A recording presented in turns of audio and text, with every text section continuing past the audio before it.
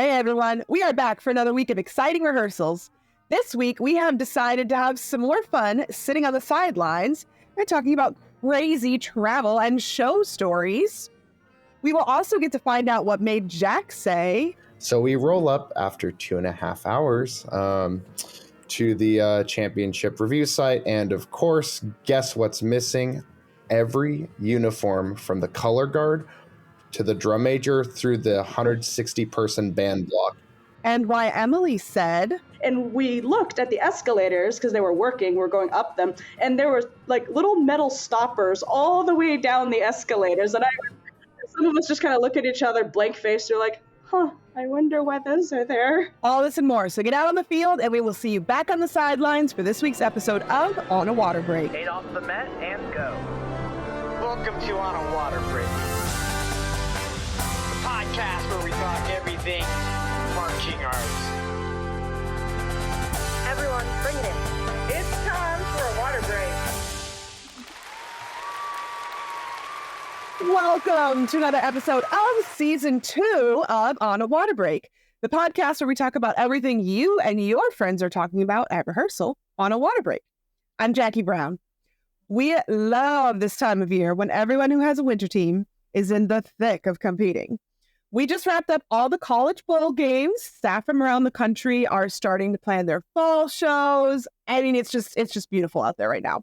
So let's see who's hanging out on the sideline this week and ready to share their stories. Trish, your kite story was hilarious. Oh my God. I'm just saying. Oh my God. And my boyfriend loved it too. I wasn't sure I was going to react to it, but he actually listened to the podcast so he could hear it before the video even came out. So he was really excited about that too. And Emily is back. Hello, friends. And I know we talk like every day, but I haven't seen you in forever. Hi, Christine. Yeah, it's true, Jackie. We do talk every day, but it's more like on email or Zoom, or on email or text. Right. So yeah, right. So yeah, it's good to see you in person. Hi, everybody else too. And Jack's back. Hey guys, how you guys doing? Just calling in from West Coast as usual. Excited to talk about some fun winter topics today. That's going to be a blast. We also have a guest on the sidelines here with us.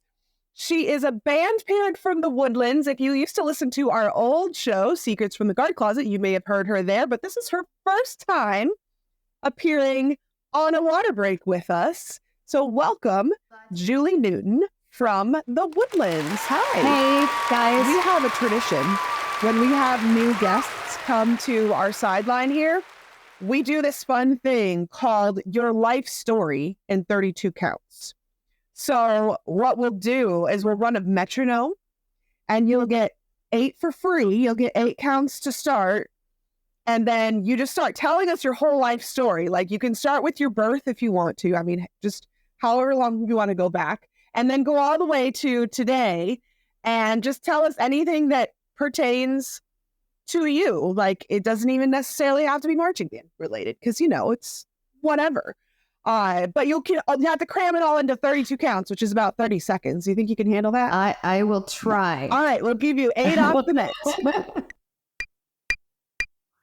So I grew up as an Army child and lived in a lot of different states. I have proof that I was in band in elementary school in Maryland, but I don't remember it. And choir is what I wound up doing throughout high school in Tennessee and Utah. When my oldest child got to middle school in Oklahoma, I tried to convince him to take choir. He chose band instead and started on the trumpet. The next year, my second child chose band again and started on the clarinet. And my older child moved to the tuba. My third child then chose band as well and started on the clarinet. And then my fourth started flute, and I ran out of time. It's okay. We don't penalize you for not cramming it into the 32 counts.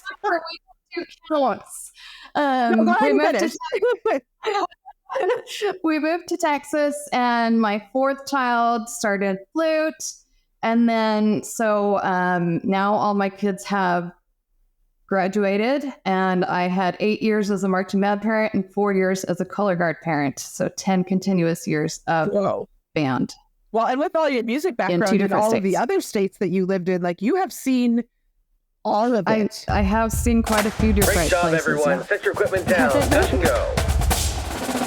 All right, let's get into our gush and goes, because I'm sure you guys have so much to gush about this week. All right, Trish, why don't you start us off today? Well, I think that this has been an absolutely crazy week with this weather. Here in New Jersey, they're threatening more snow tomorrow. But Tuesday, we had not too much snow, but a lot of what did fall, because it was so cold, was really icy.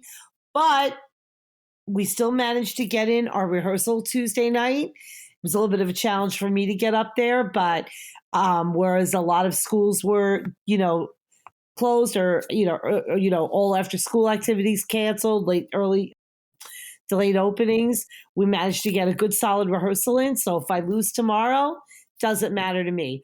I just don't get if the snow's going to start at 7 a.m. tomorrow, I don't get the early dismissal thing. I'm sorry, I don't get it. Like, why are we driving right in the middle of a snowstorm? I just don't get it. So might be a snow day for Miss O'Shea. We'll see. So they're like, wait, they're making you come to school when it's snowing At 7 a.m. and then you're leaving school At noon. early? At noon. What? Mm-hmm. Like, what? Is late start not an option? We've been doing that all week. I guess they're tired of that. I'm not sure. Okay. I got to tell you, though. That sounds like a thing. I got to tell you, though, I was living for the waking up at 7:15 to be at the school at 10. I was living for it. I was kind of getting a little too used to it, to be honest with you. Maybe that's a thing. They want to keep you on your toes. 5:30 hurt hard this morning for sure. But we'll see. But you know what? I have another rehearsal tomorrow night, so if we could get it in, all the better.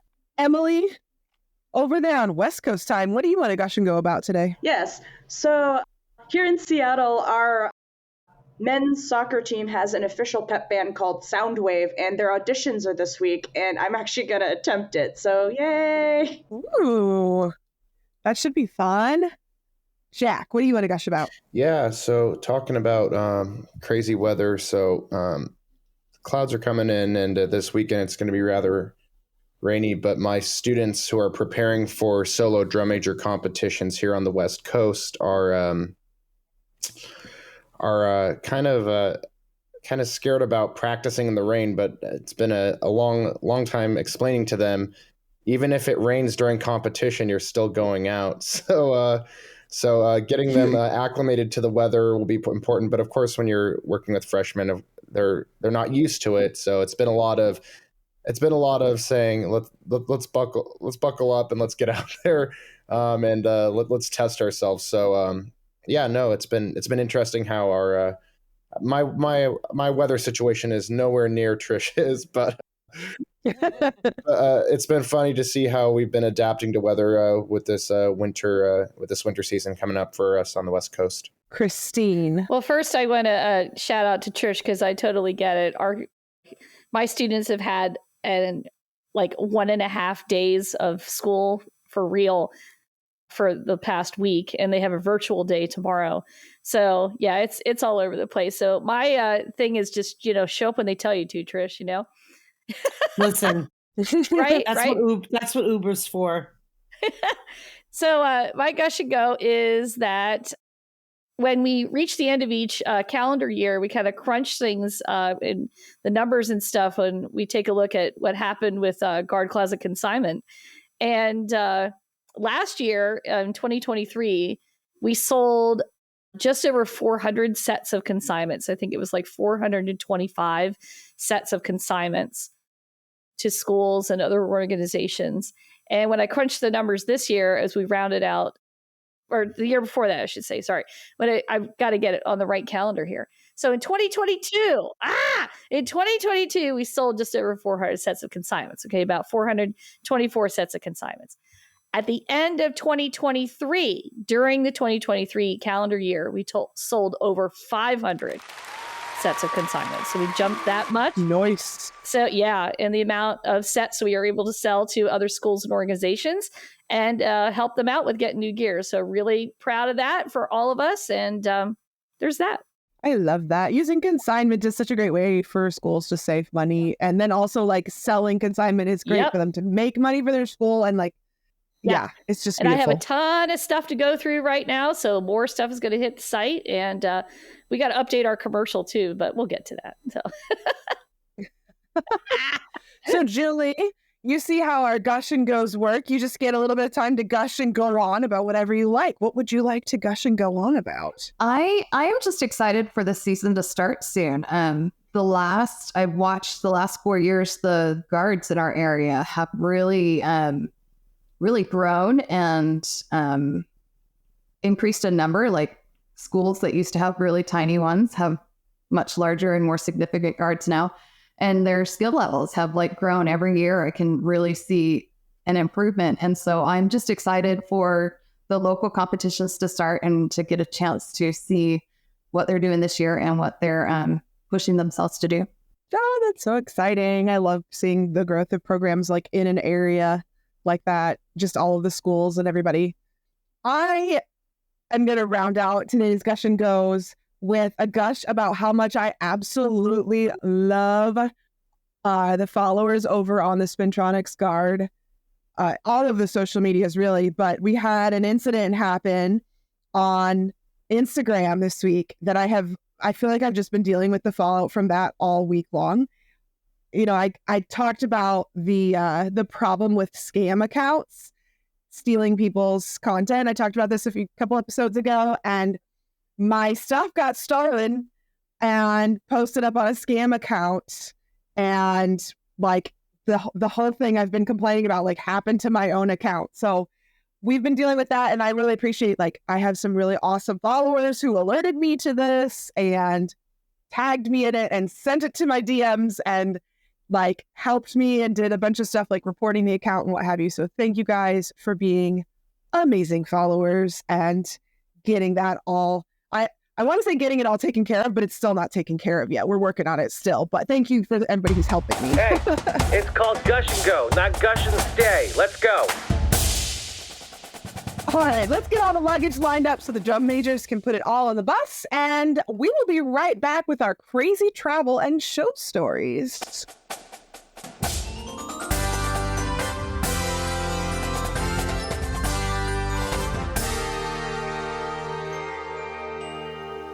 Hey, this is Christine Ream. And Chris Green. Guard Closet was founded as a consignment business in 2000. Since then, it has grown to include winter guard, band, percussion, and other genres. We can help you with custom flag and costuming designs. Our consignment inventory has plenty of great looks for your color guard, drumline, and marching band. Pay it forward.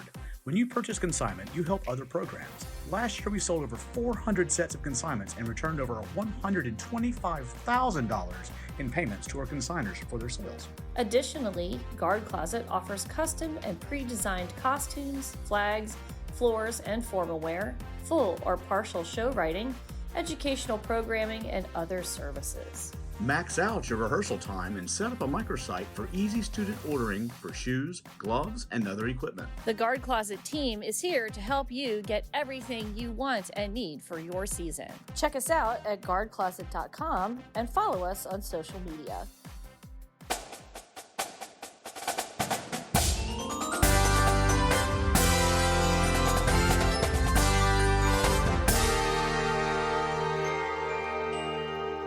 Okay, is everybody on the bus and have your buddy? Sit down, sit down. The bus is about to leave, and it's going to be a few hours before we get to the show. So make sure you have your makeup and hair ready when we get off the bus.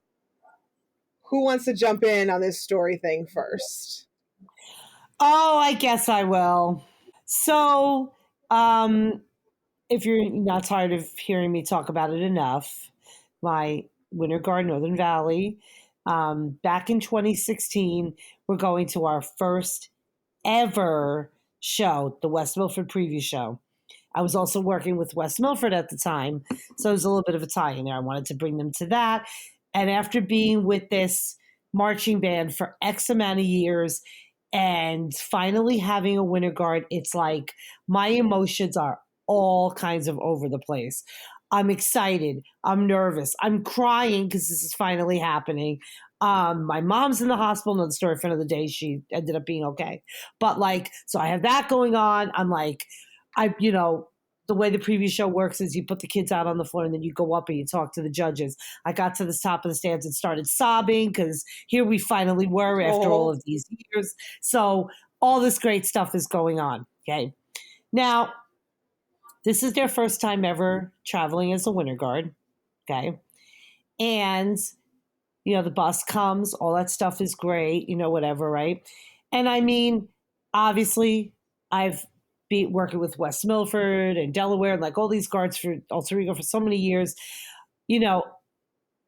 I'm like, okay, I can figure it out how to get the floor on the bus. I got this. I mean, truthfully, with the other groups, I never really stuck around because I drove to the shows, but here I am riding the bus. But I was like, it looks good on paper, right? So here we go, right? So now the kids go to put the floor on the back of the bus. And they can't obviously lift it, right? Whatever, in the cart and whatever. So I tell them to just snake it onto the bus. Well, we drive to the show with the bus, with the floor like almost up to the top of the bus. Okay, I'm like, all right, we're going to have to snake it off when we get there. We get to West Milford. What's it doing in West Milford? What it always does in West Milford. It's snowing. So now we have to snake the floor off the bus. Okay. So I'm freaking out outside. I'm like, you got to get it on the cart. We got to get inside. Got to get it. Figure it out. You just got to get it on the cart. Like, so they figure it out. Again, it's about, 40 feet high. So we get in there. We do the show. I'm crying the whole bit, blah, blah, blah. At that time, we were a little novice team going out for the first time and whatever. All that's great and whatever. And they do the show and then, then they do, that was the evaluation show. Then they do the crowd show. Everybody was really great, really warm, really, cheered the kids on, which was great, made them feel good. Kind of wanted, to go to that show for a lot of reasons. It was my other guard. And that show always gets the kids fired up. Like, okay, now, because there's no scores. They just go, all right, I can't wait to go back now. So now we have to get the floor back to the school. Okay. Again, snake it. Now it's like it's still snowing. Snake it back onto the bus. We get back to the school. The band room, for I don't know what reason, nobody ever thought they would, we would be coming back from band shows and loading like pit equipment and props and everything. The band room door from the outside is really small. You could go around, they usually take the bar out with, in marching band season and we go around that way.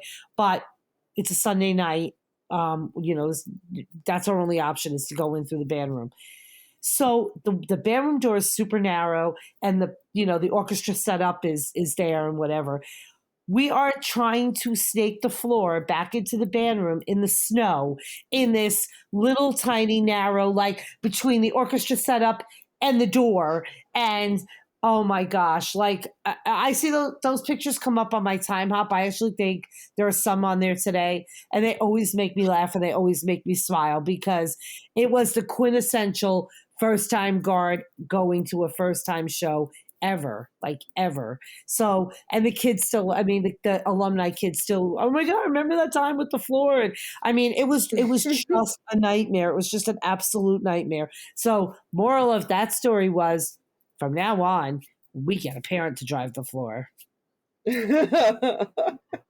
Yeah, always have that a separate vehicle going on. Oh my gosh. Oh. Who wants to jump in with their fun story next? Okay, so when I read that prompt, I thought of something almost immediately. So it was the year after we got back, basically the first year after COVID that we got back on parade competition. So this is going to apply for the entire marching band. And so I work at a high school, Santa Cruz High School, and we're a parade band. And again, on West Coast, our parade bands are adjudicated pretty strictly on a military style. So we have our championship review, which is in the Central Valley, and Santa Cruz is a coastal town. So we get on buses and we think we're absolutely all packed. We have all our equipment because it's on the bus. We have everything set. And as an instructor, I've checked off on all the equipment. And it was the student liaison's responsibility to make sure that uniforms are loaded as well too for the entire unit. So we roll up after 2.5 hours to the championship review site. And of course, guess what's missing? Every uniform from the color guard to the drum major through the 160 person band block. No. Oh my God. Of the uniforms were loaded into our trailer, and like we were wondering why our truck driver, like our trailer driver, got there before us, right? So like, wow, they're going really fast. It's like almost like there's barely any weight on that trailer. So yeah, no, that was a cold reminder once we opened up that trailer door to do that. So basically what we ended up doing is we had another band parent who had a backup trailer in Santa Cruz, and we had basically 3.5 hours until our performance. So we literally called within minutes to get all the uniforms packaged or basically packaged into the trailer, and then shipped basically half a state away. How do you describe it? And then driven a half a state away. And we arrived with it, the uniforms arrived with like 35 minutes to spare. And I've never seen individuals get dressed in life. So yeah, that was one of the best dodged marching band bullets we've ever had to do. But I'll always remember that day because they really rose to the occasion, and they went off and they won a sweepstakes trophy. And so a sweepstakes trophy is best in the division for a specific category. So they won marching sweepstakes that day and showmanship sweepstakes that day as well too, because they were the best looking band there. So it was a good end to a story. Oh my gosh, no. That actually reminds me of a story when I was in college and I was marching independent winter guard, and we went to a WGI regional in Denver, Colorado, which is like a 10-hour drive for us. And there was like, I don't know, 10 people on our guard or something like that. So we just took a couple vehicles. We drove and we got almost there. We were like almost to the hotel, maybe like an hour away. And I realized I forgot my uniform. And not only did I forget it, I left it in my dorm in my closet, which was locked, and my roommate was on the guard with me. Like one of my roommates was one of my performers on the same team. So like I was like, well, what do I do? Like, how do I get it? Like, thankfully we were going to the show the next day. Like we were driving up the day before. So I ended up calling my RA, who, like, in order to be legally allowed to enter my room, she had to like suspect that she heard screaming or something going on in the room.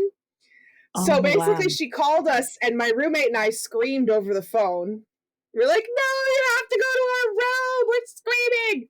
So she entered the room and got my uniform for me and gave it to my friend Tom, who was so wonderful. He shipped it overnight to our hotel, and it arrived 10 minutes before we had to leave to go to the show site.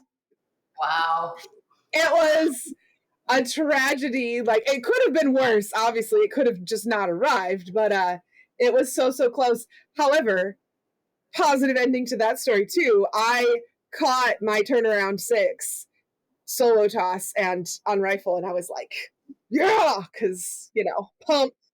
Like, I got my uniform. I'm unstoppable now. And then we got last place, though, so it's whatever. It's fine. Christine, what's your story you want to share?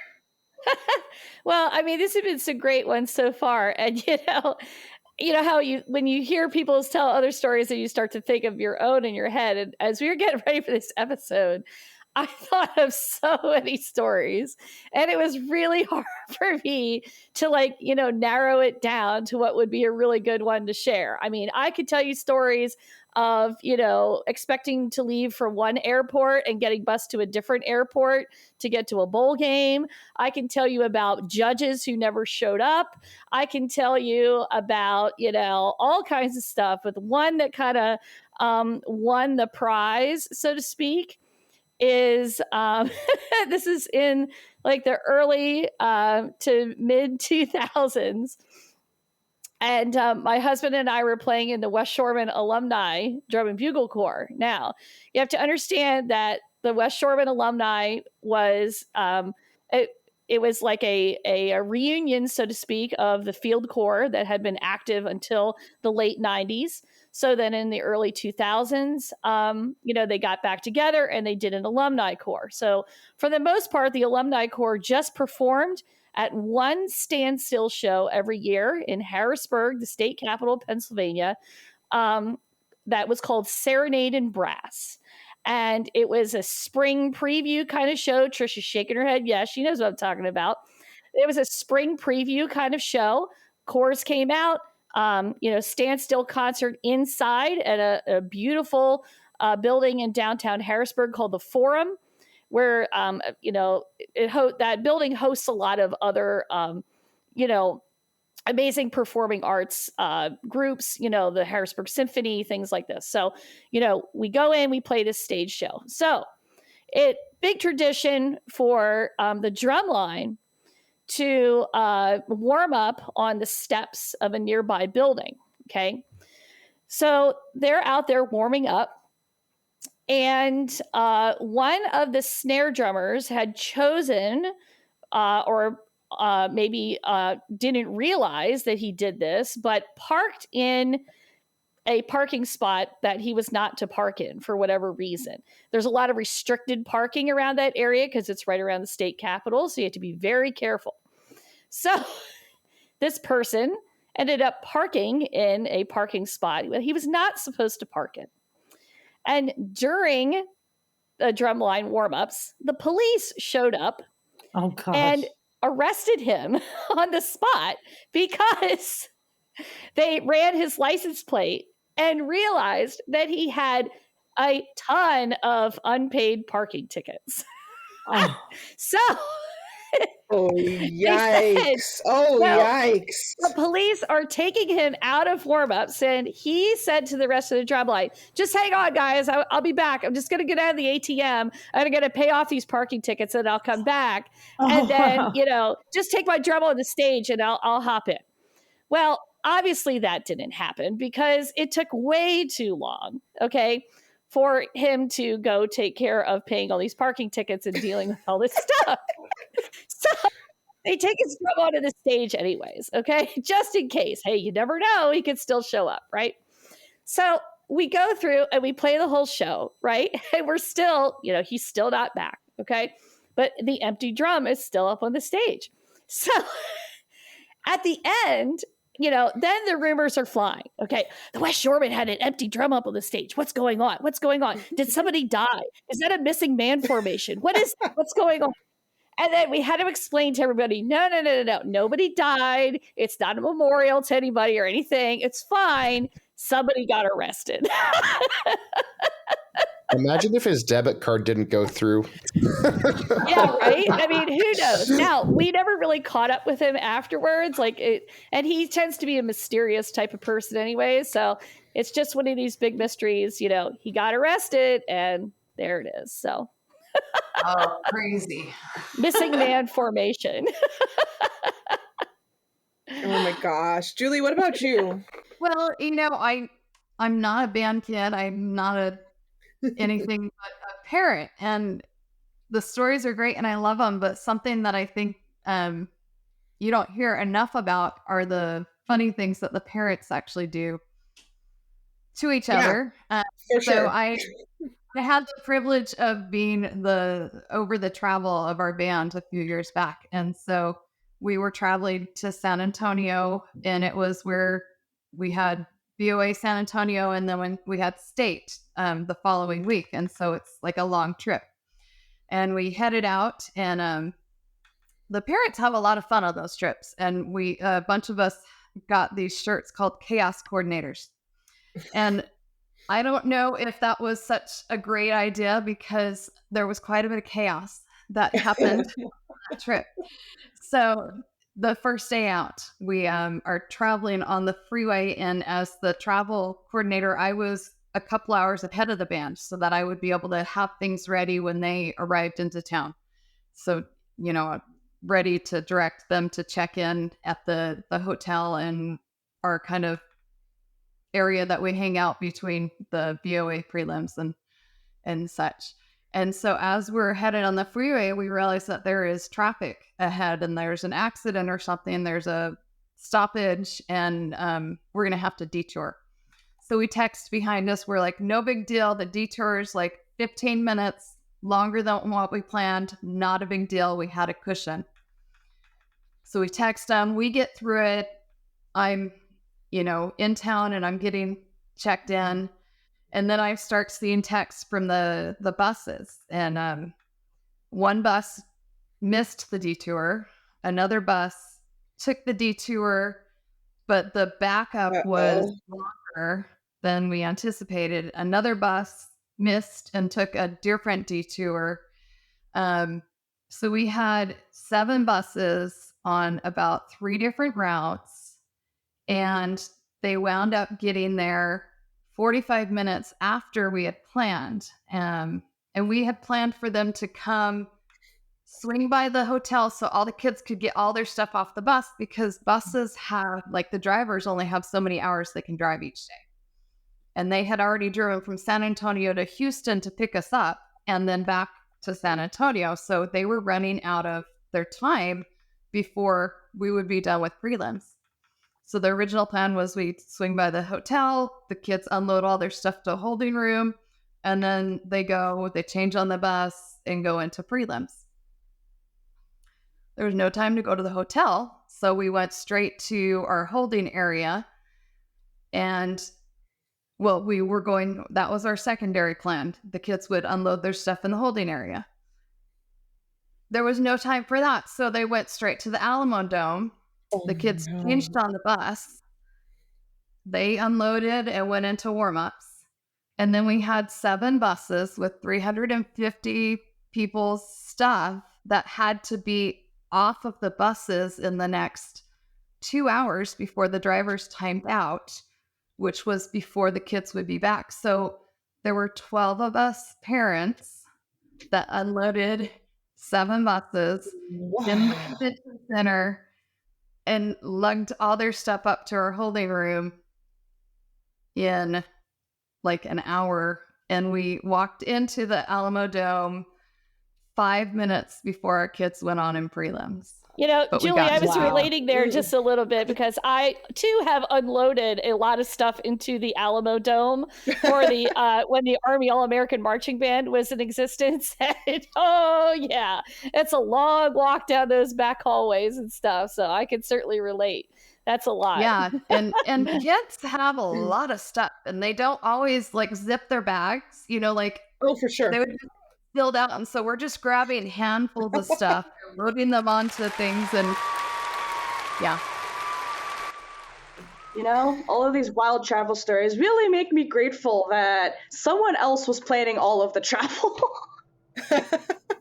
So, being a band kid, I have a funny travel story involving band shenanigans. Don't worry, nothing inappropriate happened. So, once upon a time when I was in band, we got stuck at a convention center because for some reason our plane was in Germany, so we were stuck there for 6 hours. But also the plus side of these conventions, what are you supposed to do in the convention center, right? All the doors are closed, everything's closed, everyone's gone except these random band kids. But from the very top of the floor to the very bottom, there were these escalators. And oh no, I feel like some of you know where this might be going. And between the escalators, there was a smooth, thing. And some band people decided to take it upon themselves to have escalator relay races on these smooth things between the escalators. It was really funny. Gosh. It gets better. The following year, because of coincidence, we ended up at that same convention center for a different event, same place, different event. And we looked at the escalators because they were working, we were going up them, and there were little metal stoppers all the way down the escalators. And some of us just kind of look at each other blank faced. They're like, I wonder why those are there. Or it's when you go to a place and you see a really random rule posted that's that rule was made because somebody did that thing. No sledding down the stairs or something ridiculous. And you're just no eating pizza while walking backwards. I think there's something posted in the tunnel in Dayton, and I can't remember exactly what it is, but something about like no licking the wall or No something. kissing the wall. Yes. Yes. That's it. There's a lot of history behind that though. Well, so I'm going to jump in off of Emily, because if she thinks she knows college band shenanigans.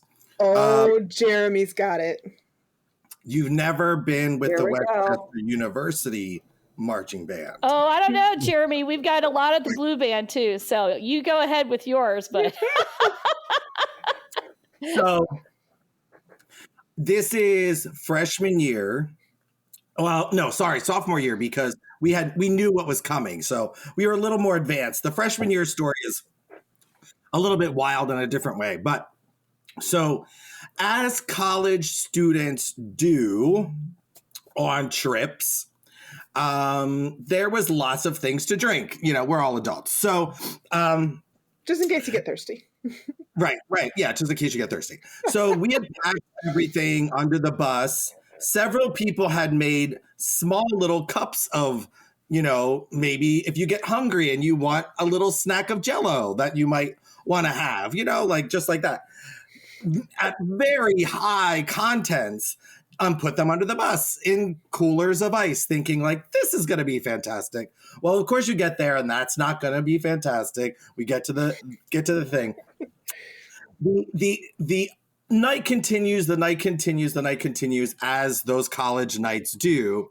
And my best friend, who I love like more than anything, but is distracted by a shiny thing in the sky, right? You know, just can be distracted by anything. And I love her for that. But in this moment, just like my toddler. Exactly. She decided, unbeknownst to me at first, because what I got to see was when the elevator doors opened, and here was my best friend on a chaise lounge, like welcoming everybody, like lying on the chaise lounge, welcoming everybody onto the elevator. She had taken furniture from the lobby and like put it on the elevator. That's impressive. Riding it up and down for like, I was like, Suzanne, what are you doing in the elevator? She's like, well, you know, I'm just being friendly. And, you know, I was like, we need to get you out of this elevator because you're about to be a different kind of friendly. And I don't want that on this elevator. It's like that one scene from Titanic. Exactly. That's how she was sitting. I mean, it was that time of the, you know, I mean, it was around, yeah. So, I mean, it was very that. So I was like, we need to get you out of here. That's really impressive though, because hotel furniture is heavy. She's a tiny girl too. She's a tiny girl. Okay. She left into beast mode. She just had some extra, you know, juice in her. Do not underestimate the creativity of band kids on trips. Going back to like the weather related stuff. Now one of the things like I can tell you so many Spintronics stories, but I don't talk about a lot of them because like there's vlogs and like you can just go back and watch all of the things that happened at Spintronics like ever unfold as it unfolds because it's all available publicly on YouTube. But there's just one in particular that I made me think of. We went to Oklahoma, and it was after the show on the way home. Like we had checked the forecast and everything was fine, but this pop-up snowstorm happened or pop-up ice storm. And it was crazy because like we ended up getting stuck on the highway in dead stopped traffic for 2 hours, and it's a 5-hour drive home. So that really, really extended. And then once we actually got to go again, we were under like 6 inches of snow, plus however many inches of ice had already fallen on top of that. And I don't think I've ever seen so many wrecks in my whole life. But, you know, while we were stuck, we had been stuck on this highway for so long that we got to the point where some of us were like, there were 3 vehicles in our caravan, and we would like go from vehicle to vehicle, and we were like trading snacks and like making sure everybody was okay. And like I would go and I would brush off and scrape off the windshields because like the windshields were freezing, because of the snow being so bad. And so like I was going around like making sure everybody's windshields stayed clean and stuff. And we were trading snacks and trading cameras, and then I eventually started trading kids because they were like, I want to go hang out with so and so's in this other vehicle. So that, like, this winter weather, like, at least we're not traveling in it. Hopefully people aren't having to travel in it, because that's a whole other thing. So, all right, everybody, start to get your uniforms on. We are super close to the show site. Make sure you don't forget your gloves. And we'll be right back with the news.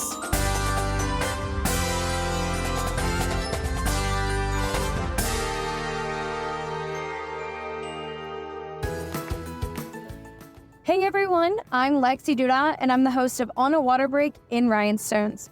I've grown up a competitive baton twirler, winning numerous world titles, and now I'm a coach. I want to bring to you stories from twirlers from all over. So grab a water break, listen in, because you won't want to miss some of these incredible experiences these twirlers have had. All of this coming up and more on a Water Break in Rhinestones.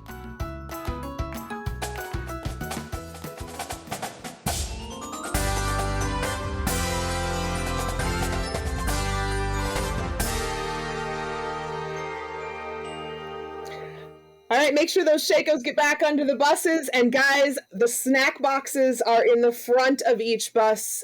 Make sure you eat something, because that was a heck of a show you just put on out there. Now it's time for the news.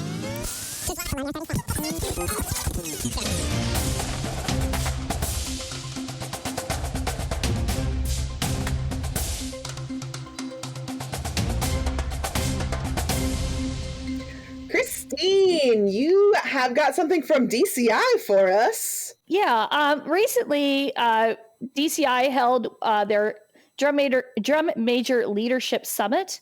Of course, this was in Indianapolis, and bringing together lots of drum majors that are already identified or have auditioned for this year and are going to be leading all those DCI corps this summer. They had breakout sessions, small group discussions, just leadership clinics, fostering character building, all that kind of stuff. And I think it's really cool. I mean, it's great to see, outreach and education and development, all those good things. There's some nice quotes here from some of the students that were there talking about their experience. One thing I learned here is I will definitely take back to my core is how to make members feel valued. One thing I learned is how to build good trust between members, as well as good trust between members and member leadership. I also see other students mentioning things like servant leadership. So, just lots of things that, of course, we look for and leadership qualities. And it's nice to see that, DCI is fostering that, of course, among those student leaders and, taking good things back to their corps then as they plan for the season. Julie, what you got? So I noticed here that the WGI scholarship application forms are coming due soon. And as a parent with 3 kids in college, I have to say that any little bit that you can find through scholarships helps a lot. We actually had one of the students on our team a few years back won one of the WGI scholarships. And so it was a very neat opportunity and she was kind of surprised by it. She didn't know until it happened and it was announced. And it was a sweet moment to witness her receive that. But it doesn't take a lot of time to go find the form, fill it out, and try for that scholarship. Nice. Definitely get those scholarships. Those, oh my gosh, those are so helpful. And I think a lot of times, even if you're a student, like, you don't necessarily have to apply through your director. Like, sometimes the rules are different, but you don't have to apply through your program. If you're like performing at WGI, there's ways you can just apply. So Jack, what do you got? Yeah, so I have an awesome sort of artistic story with the Mardi Gras season coming around the corner in New Orleans. Artist Keith Duncan painted on the Ogden Museum of Southern Art a 30-foot tall drum major mural depicting an HBCU drum major. in full back bend. So it's awesome to see artistic representation of the drum major art form, and to see the power and tradition coming out of HBCU marching bands break the scene in New Orleans. And I think, thinking about Mardi Gras, we always associate that season with music, and lots of the HBCU bands help embody that amazing strength and sound that we always hear coming from those colleges. And it's just so nice to see different mediums of representation for drum majors on full display as a part of a museum. So really awesome, small little story, but that is just great representation. We were talking about the Rose Parade. Was it last week? I think we discussed that and talked about how long the Rose Parade is and how it's exhausting because it's 5 miles. Have any of you ever marched a Mardi Gras parade? They put them all to shame. I kid you not. Some of those are 10 or 12 miles. And those, if you've ever seen those HBCU bands marching their parade routines, they go crazy.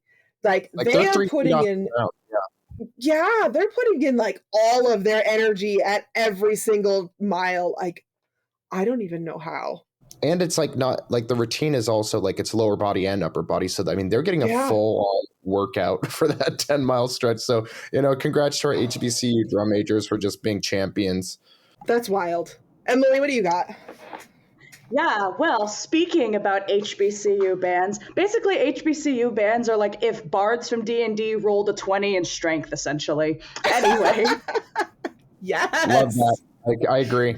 So, speaking of HBCU band, the Southern University Human Jukebox has an all-female pep band now. And I just think it's wonderful to see this kind of representation out there, because I always thought they were cool before, but now I think this makes them even cooler. So again, I'm getting schooled in college bands because that's apparently where my education is lacking the most right now.